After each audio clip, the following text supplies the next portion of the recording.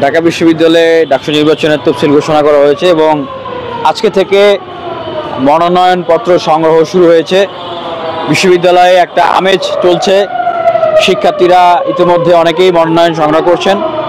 আমরা আশা রাখছি যে বিশ্ববিদ্যালয় ডাকসু নির্বাচনের যে কার্যক্রম সেটা সুশৃঙ্খলভাবেই সেটা চালু রাখবেন এবং অভ্যুত্থান পরবর্তী সময়ে এই যে কমিটমেন্ট ছিল একটা গণতান্ত্রিক বিশ্ববিদ্যালয় এবং শিক্ষার্থীদের যে সংকটগুলো আছে সেগুলোর সমাধান, এই বিশ্ববিদ্যালয়কে একটা একাডেমিক বিশ্ববিদ্যালয়ে রূপান্তরিত করা।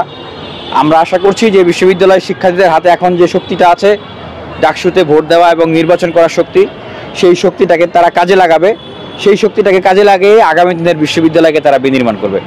তবে আমরা করছি আসলে এই ডাকসু নির্বাচন না করার জন্য, না দেওয়ার জন্য বা বানচাল করার জন্য বিভিন্ন ধরনের ষড়যন্ত্র চক্রান্ত চলছে।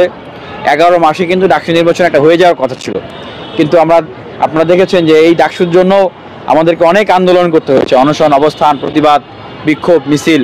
একটা পর্যায়ে আমরা বাধ্য করেছি তফসিল ঘোষণা করতে। এরপরেও আসলে নানাবিধ ঘটনা প্রবাহ বিশ্ববিদ্যালয়ে অবতারণা করানো হচ্ছে যেন ডাকসু নির্বাচনটাকে আটকে দেওয়া যায়। তবে আমরা মনে করি যে ঢাকা বিশ্ববিদ্যালয়ের শিক্ষার্থীরা আমরা ঐক্যবদ্ধ আছি এবং ঢাকা বিশ্ববিদ্যালয়ের সবচেয়ে বড় শক্তি হচ্ছে ঢাকা বিশ্ববিদ্যালয়ের শিক্ষার্থীরা।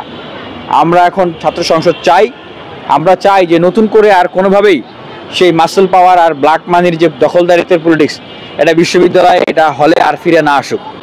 সেজন্য হলেও প্রতিনিয়ত ছাত্র সংসদ নির্বাচনটা দরকার। আর বিশ্ববিদ্যালয়ের নানাবিধ সমস্যা আছে এখনও।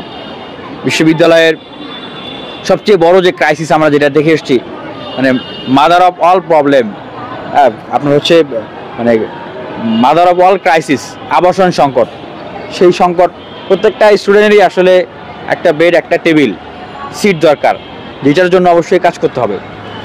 পাশাপাশি আমাদের প্রথম বর্ষ, দ্বিতীয় বর্ষের শিক্ষার্থীরা যারা আছেন তাদের অনেকেই এখন আবাসন পাননি, তাদের আবাসনের ব্যবস্থা করা পারি। এটা কিন্তু অসম্ভব না, খুবই সম্ভব। এরপরে বিশ্ববিদ্যালয়ের প্রত্যেকটা স্টুডেন্টদের জন্য শতভাগ স্কলারশিপের ব্যবস্থা করা, যেন তার খাবার, পড়া, ভর্তি হওয়া, বই কেনার জন্য টেনশন না করতে হয়। সেই বিষয় নিয়ে কিন্তু আমাদেরকে কাজ করতে হবে। এবং দেখেন এই সময় আমরা কি করতে পারি, আমরা কিন্তু চাইলেই প্রত্যেকটা স্টুডেন্টের জন্য পার্ট টাইম জব এবং ইন্টার্নশিপের ব্যবস্থা করতে পারি। বিশ্ববিদ্যালয়ে অবস্থানরত যে শিক্ষার্থীরা আছে তাদের জন্য আমরা আউটসোর্সিংয়ের ব্যবস্থা করতে পারি। এটা কিন্তু খুব কঠিন কিছু না, কিন্তু এগুলো হয় না, করা হয় না, বা মানে যৎসামান্যই করা হয়। কেন? কারণ জবাবদিহিতা নাই। কে কাকে জিজ্ঞেস করবে, কে কার জন্য কাজ করবে? বিশ্ববিদ্যালয় কর্তৃপক্ষকে কে জবাবদিহিতার আওতায় আনবে? খ্যাতি সুফিয়া কামাল হল, বঙ্গমাতা শেখ ফজিলাতুন্নেসা মুজিব হল, কুয়েত মেট্রো হল, এগুলো কিন্তু ক্যাম্পাস প্রিমিজের বাইরে। তো তাদের নিরাপত্তা বিষয়টাকে গুরুত্ব দেওয়া। এবং ইতিমধ্যে কিন্তু গ্রিন ফিউচার ফাউন্ডেশন, আমি সেটি শুভেচ্ছা দূত, সেটি থেকে 5টি ভেহিকেল নামানো হয়েছে পরিবেশ বান্ধব, আরও 40টি অন প্রসেস রয়েছে। এগুলো যদি নামে এবং রিক্সা প্রজেক্ট শুরু হবে বিশ্ববিদ্যালয়ে এই গ্রিন ফিউচার ফাউন্ডেশনের আন্ডারেই, তো সেখানে নির্দিষ্ট পোশাক, নির্দিষ্ট ভাড়ায় অধমপায়ী রিক্সাওয়ালা থাকবে।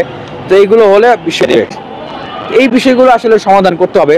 এবং আমি মনে করি যে ঢাকা বিশ্ববিদ্যালয়ে আপনার সাংবাদিক সমিতি থেকে শুরু করে